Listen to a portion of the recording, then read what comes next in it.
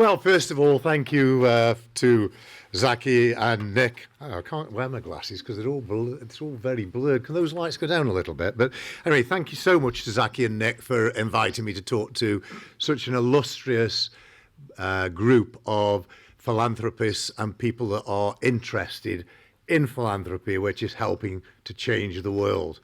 Only bit by bit and way too slowly, but helping nonetheless. I spent all of my life in business, a full-blown capitalist, trying to create the maximum wealth for myself. You'll probably know of Phones for You, which was the biggest business that I built, but I also had alongside that the Caudwell Group, which was in every aspect of mobile communications.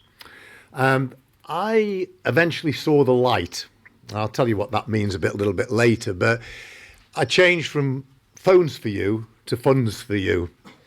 And that is all about thinking about how I could do my little bit to help change the world by committing my wealth, part of my wealth, to causes that were close to my heart.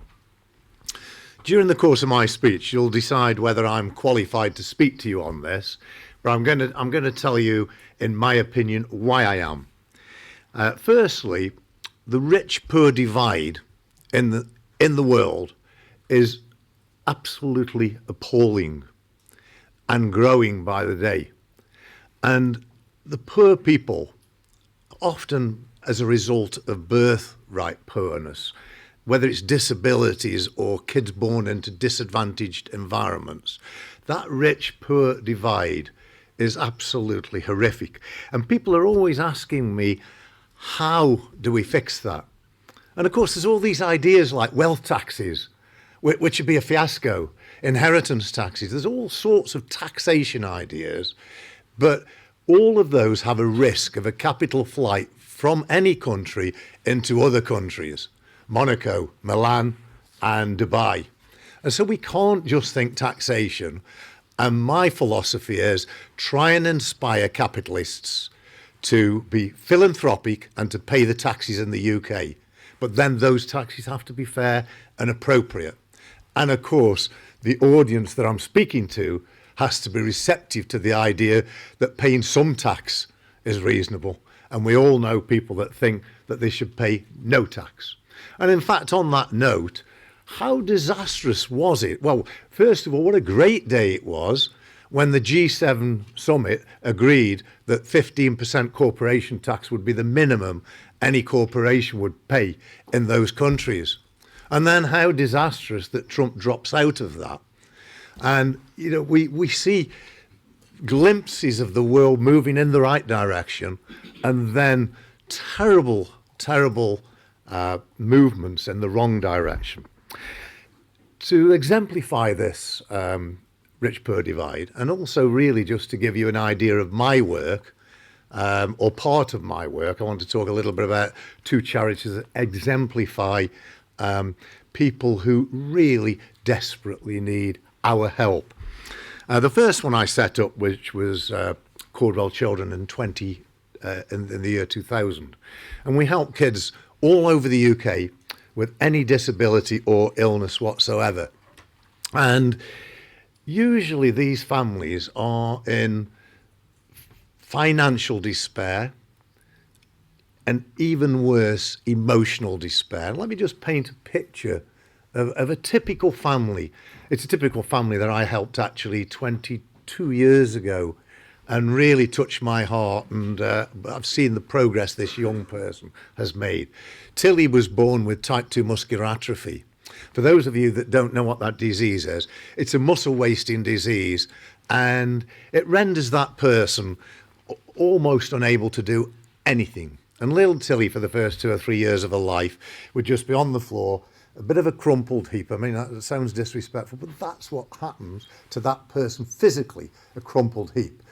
What you won't realise is that not only is that the way little Tilly felt physically, but mentally she felt that way as well, because all the other kids are running around and having fun and Tilly can do nothing.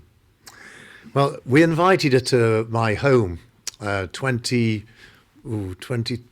years ago, I think it was. And she's got this little power wheelchair that we've supplied her. and she's bombing all around the furniture. It's a big home, by the way, just to be clear. So the furniture's spaced out, and she's all in and out the furniture. And my young son, who was 8 years old at the time, came along a little bit later and saw Tilly bombing around, and he said, "Wow, Dad," he said, "what's happening there?" I said, Tilly's got weak legs." He said, "Oh gosh, if that's what you get, it's worth having weak legs for." And that is an example of not only how Tilly's life changed, but how the perception of Tilly changed by that wheelchair. And that wheelchair was £30,000. Now, these families, when they have a disabled or ill child, it's not only emotionally disastrous for them, disastrous seeing your child unable to do all the things that a normal child can do.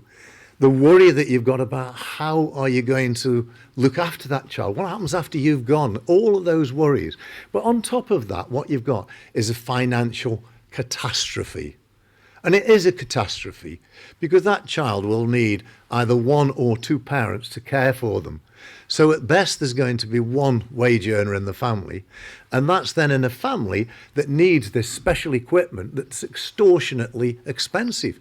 I mean, what family with one earner could afford £30,000 for a powered wheelchair for their child? And then you need a bit of a car, different car to put it in.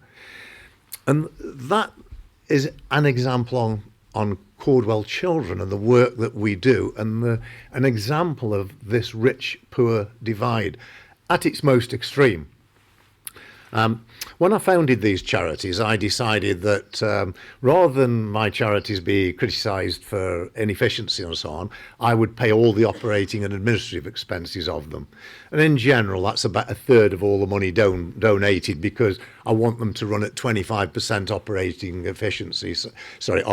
costs as a percentage of the total money raised. So I donate 1/3 of that money. So it makes the charities extremely effective. Not just because of my donation, but because the drive and passion I and my team put in to making every donation that people put in effective. A charity I then founded 2 or 3 years ago, which was Caudwell Youth. A group of people came to me and talked about these young deprived people who had often come from care environments, foster homes, or from bad parental backgrounds. And they said they could transform the lives of these kids. And that would be massively for the benefit of society, for every one of you in the room, for everybody in society, as well as the kids themselves. They sold me on the idea, and I just felt compelled. So I set up Caudwell Youth.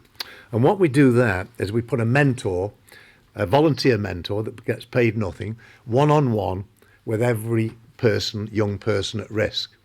The risks to those young people are typically criminality is a real clear one, substance, drug abuse is another one, mental health. But there could be any number of other risks in addition to those.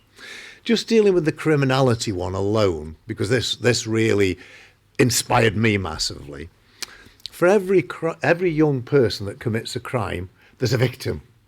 And that victim there's a cost.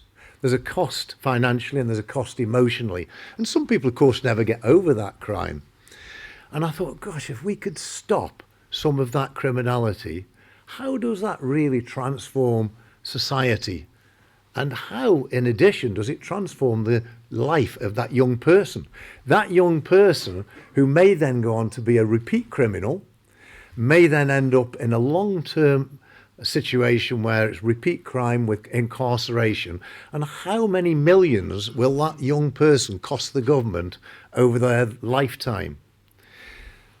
If we can stop that criminality, we stop the victims, we stop you being burgled at home or attacked in Mayfair, we stop the justice system, the police and the justice system and the incarcerations, but equally importantly, we create a young person with a life that's not a criminal life, a life that they can go on and be productive or be one of you guys inspiring others to do positive things in society and help to change the world. And if we look at the contrast between people that are doing philanthropic work like all of you guys and changing the lives of these people that are at the real bottom end of society, and we look at that and then we think, well, let's just fly to Venice. You know where I'm going to go with this, don't you? And I'm not picking on Jeff Bezos particularly. It's just that it's topical. It's in the news. You know, we've all seen the Venetians rebelling against him, and I sort of get that. But I do want to make the point that I am a raw capitalist. I am a raw capitalist. I think that if you can make millions, if you can make billions, if you can make trillions, that's great. If you've got born with those abilities, those passions, that drive, that resilience, that knowledge, that expertise to scale businesses, to make trillions, you're entitled to do it. But why not then pay your taxes in the country that you've made the money in? Why not help to change society? And I'm going to pick on Jeff Bezos again because it's just topical in my brain. I don't know what he's worth at the moment. I mean, 200 or 300 billion. It doesn't matter either. It's not that important, is it? Whatever it is. But I've often said that if he donated 99% on the giving pledge, 99%, it'd still be left with 3 times the amount of money that I've got before the giving pledge. And he'd be the hero of the world. And he doesn't have to do it in his lifetime. He can just say 300 billion is going to charity during or after my lifetime. And everybody think, wow, Jeff Bezos. They wouldn't think, well, Jeff Bezos has spent 50 million on a wedding in Venice. They'd be thinking, what a hero of society. Why wouldn't you do that? Why wouldn't you get that kudos for wanting to change the world? Am I overstaying my welcome here? Am I okay for time still? Finishing off soon. Okay, well, just sort of wave at me, because I could talk about philanthropy for the rest of the day. So just wave at me when you want me to finish. So my journey was, as a 7-year-old, I had this precocious dream. I don't know where it came from. I had the precocious dream to be wealthy and charitable. And what did that look like in my 7-year-old brain? And that dream, it was sitting in the back of my dad's favourite car, a Rolls Royce, chauffeur driven, handing £5 notes out to poor people.